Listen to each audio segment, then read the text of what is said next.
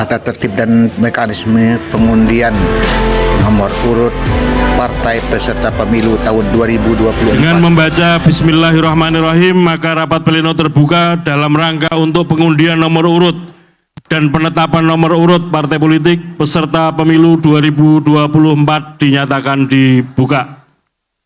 Persilahkan anggota KPU Mas Muhammad Afifuddin untuk membacakan tata tertib dan mekanisme pengundian dan penetapan nomor urut partai politik peserta pemilu tahun 2024. Silakan. Tata tertib dan mekanisme pengundian dan penetapan nomor urut partai politik peserta pemilu tahun 2024. 1.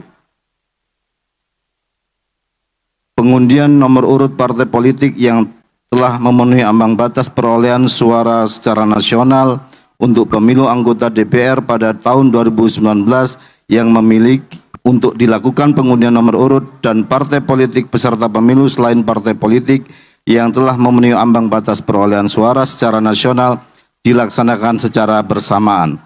2. Pengundian nomor urut partai politik peserta pemilu menggunakan nomor yang tidak digunakan oleh partai politik peserta pemilu yang telah memenuhi ambang batas perolehan suara secara nasional. 3. Partai politik peserta pemilu melakukan pengambilan nomor urut berdasarkan berita acara rekapitulasi penerimaan pendaftaran partai politik calon peserta pemilu model BA pendaftaran parpol. 4. Partai politik peserta pemilu menunjukkan nomor antrian yang telah diambil kepada peserta kegiatan dan media massa. 5. KPU meminta partai politik peserta pemilu menuju meja pengundian untuk mengambil bola yang berisi nomor urut peserta pemilu secara bergiliran berdasarkan nomor antrian yang telah didapat. 6. Untuk partai politik peserta pemilu yang menggunakan nomor urut partai politik peserta pemilu yang sama pada pemilu tahun 2019 dipersilahkan tahun 2019.